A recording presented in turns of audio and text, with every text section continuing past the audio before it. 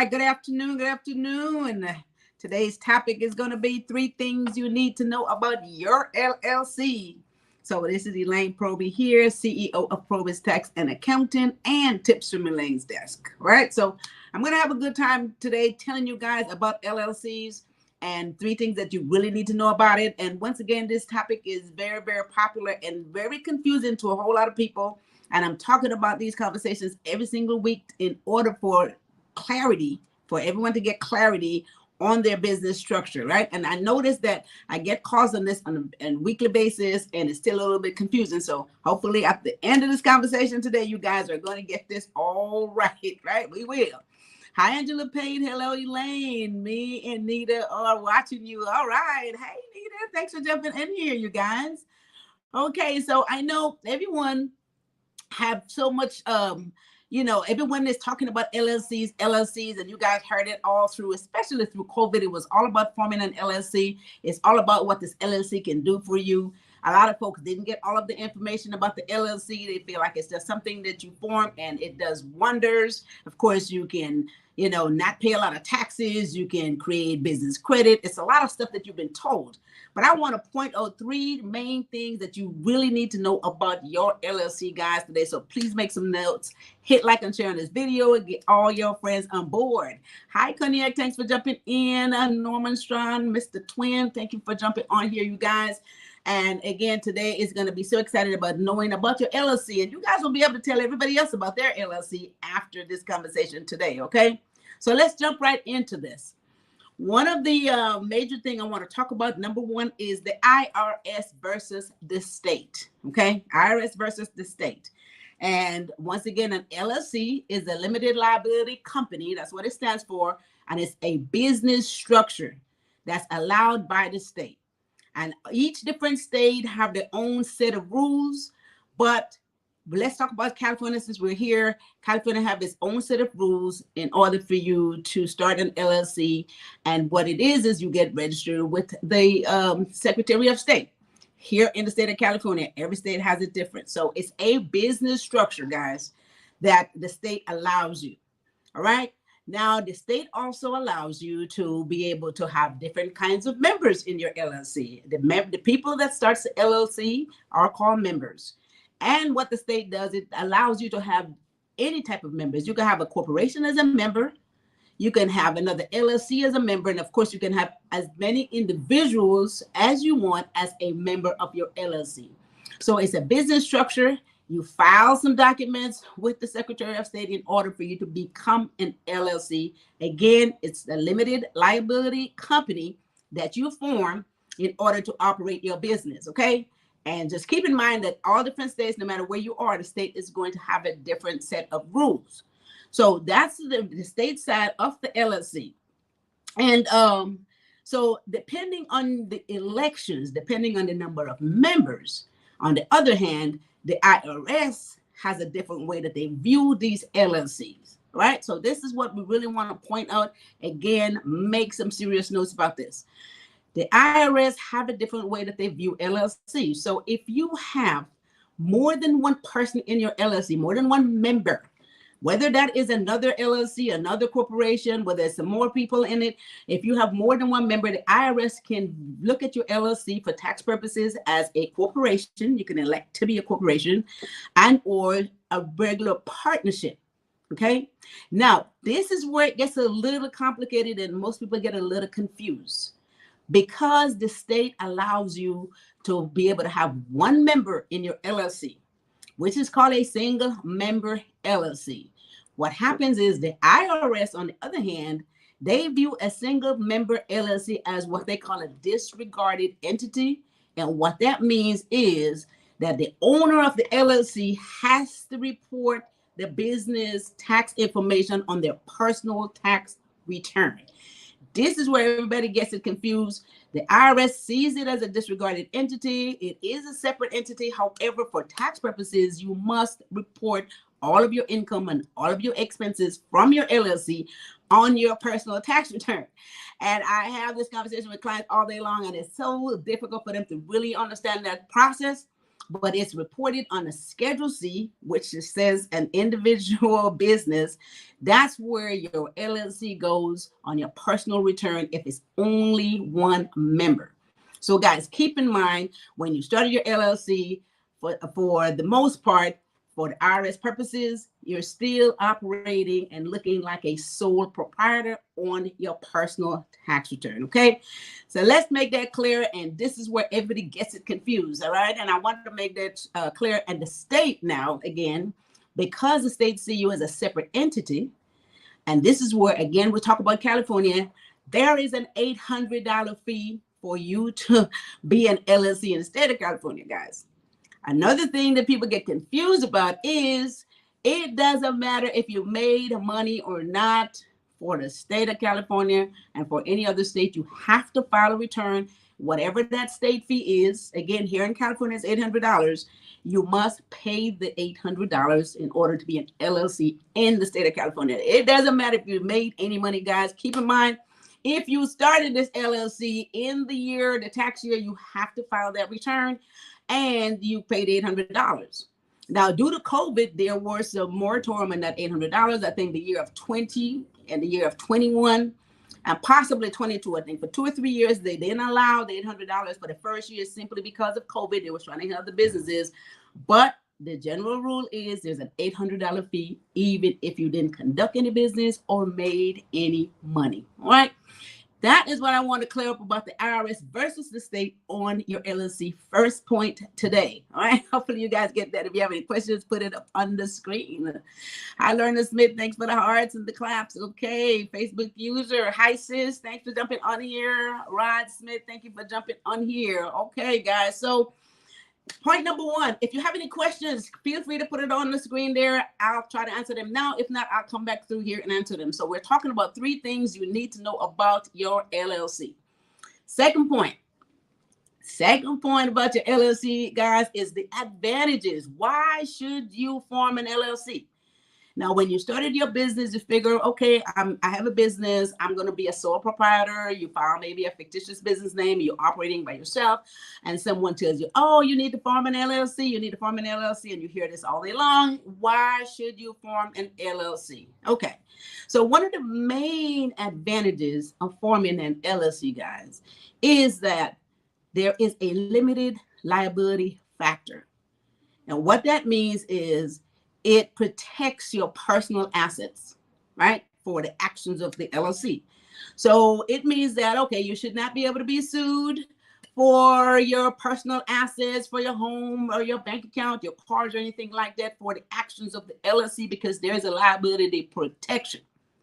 The only reason that will penetrate that veil is if you're not doing business right. If you don't have your paperwork structured right, then of course, you can be personally liable. However, the way it is structured, one of the biggest advantages, guys, is the liability factor, so that the LLC is responsible for its own actions and your personal asset will not be jeopardized. Okay, major point, main reason why you want to operate as an LLC as opposed to a sole proprietor. Okay, so Norman Strong says, what's better to get, LLC or S corporation? Okay, so come right back to that question. Try and hold right on to that question.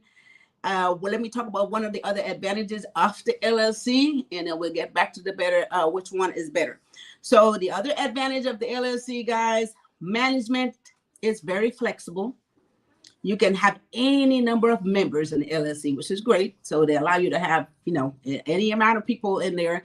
And when it comes to distributing the profit of the LLC, what I like about that too is, how you get in business, and let's say it's 2 or 3 people and everybody is equal partnership. However, you don't necessarily have to divide the profits up that way. You can divide the profits up based on how much everybody puts in, although you might be 25% ownership, but depending on how much you invested, what you put in there, you can divide the profits any way you want. It's not just strictly based on the percentages that is structured in LLC. So you have an opportunity to do that however you want to, and that is one of the advantages of the LLC. Okay, so I don't want to make it any more complicated. Those are the advantages, but keep in mind that the major stuff is the liability factor.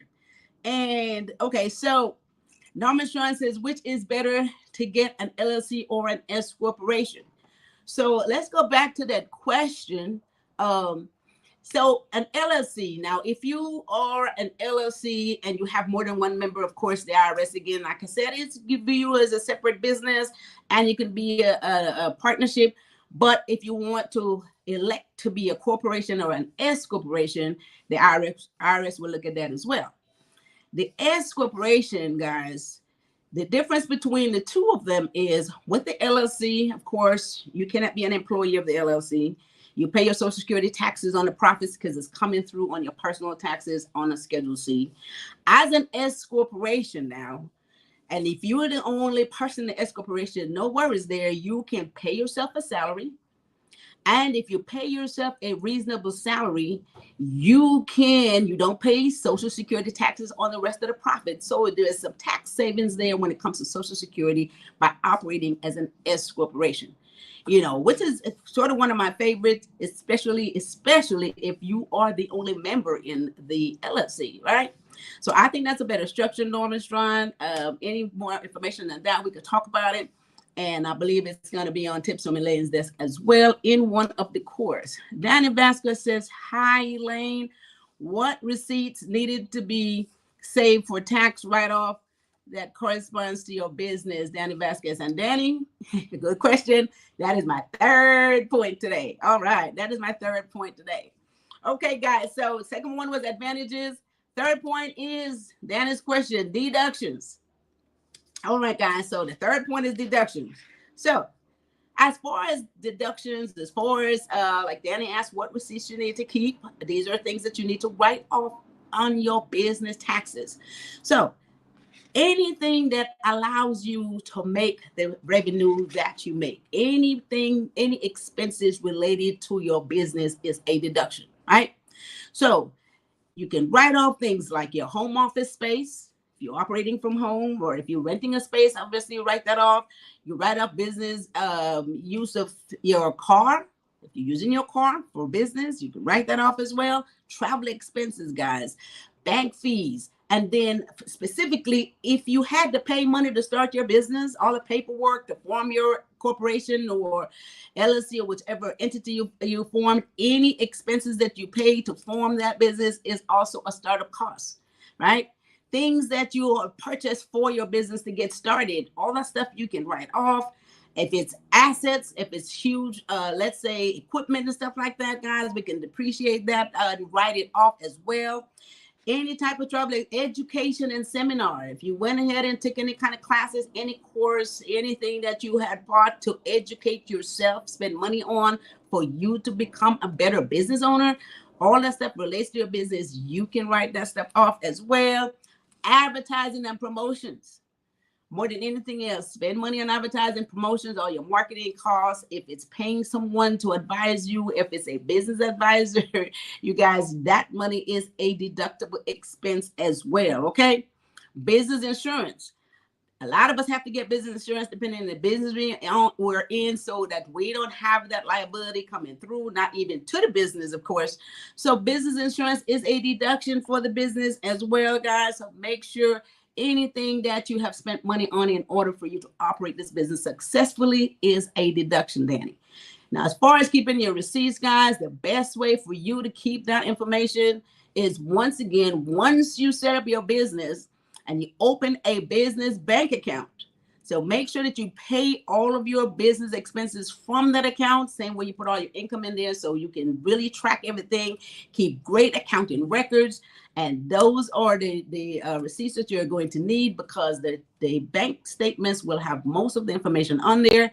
Other receipts that relates to those expenses, you want to keep them in case that you're asked or you have an audit.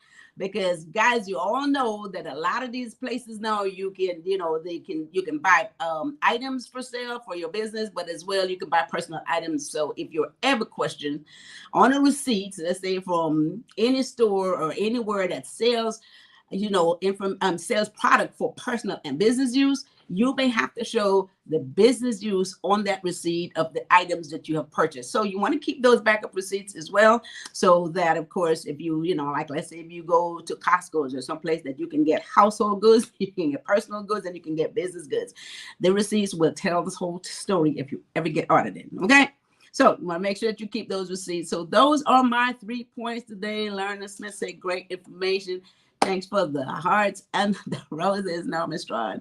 All right, let me recap, guys. This is a great topic, very important information. 3 things you need to know about your LLC. I get questions on this all day long. Hopefully this is going to clarify a lot of stuff for you guys.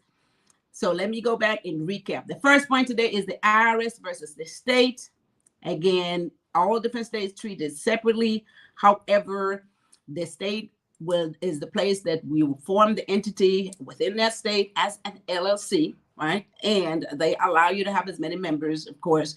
And then, you know, depending on what state you're in, you have to pay a fee for that state every year, whether you make money or not. The IRS, on the other hand, and because you're an incorporated entity for the state, as a separate entity, you have to file a state tax return for your LLC, separate from your personal. I don't know if I mentioned that earlier, but for the IRS, if it's only one person in the LLC, the taxes are filed on your personal, and or if more than one is a partnership, or you can elect to be an S corporation, a corporation and or an S corporation, right? First point. Second point, advantages. The main advantages of forming an LLC and not operating as a personal or sole proprietor, guys, is the liability factor. The advantage that you have there is there's a liability umbrella. If your paperwork is right, it shouldn't be able to pierce that veil and come in, you know, your personal assets, personal bank accounts. The business is responsible for its own actions. That's the major part of being an LLC. Incorporated. And the third point, deductions. Deductions super important because we want to make sure that we deduct all of our business expenses so we don't pay any unnecessary taxes. The key is not to make the money and pay back out in taxes. The key is to make sure that you account for everything, keep proper records, guys, so you can deduct all of your business related expenses. And I talked about some of those things that are deductible and anything that allows you to operate, to make your business, you know, the revenue, the income that you make to generate that, any expenses you get to deduct, right? So that is my recap today, guys. And for those of you who are still a little confused, I always say this, you guys, those of you who have not started your business yet, go to elainesdesk.com. There's information on there how to get your business started. Those of you who have already started your business and want to take it to the next level, once again, some of you are operating as a sole proprietor and still you want to know whether you should form an LLC or, like Strawn asked, an S Corp or corporation. If you are still a little confused about that, guys, elainesdesk.com has a webinar on there, which is free. And also there is a brainstorm to business success. And in there's a segment that talks about whether you should form an LLC or an S Corp or a regular corporation. And again, we can further discuss that if you give me a call. PROBY'S Tax and Accountant at 323-290-9034, and go to our website at probystacks.com. There's a calendar. You can book yourself a 15-minute free consultation. If you're still a little confused about any of this stuff, I'll be happy to clear it up for you there. All right. So, and once again, speaking of PROBY'S Tax and Accounting, this is tax season, guys. For those of you who still need to get your taxes filed, and I urge you to file early, especially for those of you who may have money coming back, get that money, invest that money. And if you owe, you know what, you can plan ahead so that 2023 is not going to be the same tax liability as 2022. Maybe there's some things you didn't do right there. You want to know early so you don't go through the whole year with doing the same thing, right? So file your taxes early. PROBY'S Tax and Accounting can help you with that. And you don't have to come into the office. We do taxes in any state, wherever you are. Just go to our website, and we have a secure online website where you can create an account, upload your documents, get everything done in the comfort of your own home or office, all right? So virtually everything can happen. We have a team of certified tax professionals in there at PROBY'S Tax and Accounting. With that said, I am up out of here. Do you say free? Learn Smith said, you say free again. All right, say it again. Free. All right. Join us on Thursday, February the 23rd at 1 p.m. And what are we talking about? 3 essentials for business success. I know we all need to know about this. 3 essentials for business success. This is why we're in business, so we can be successful, guys.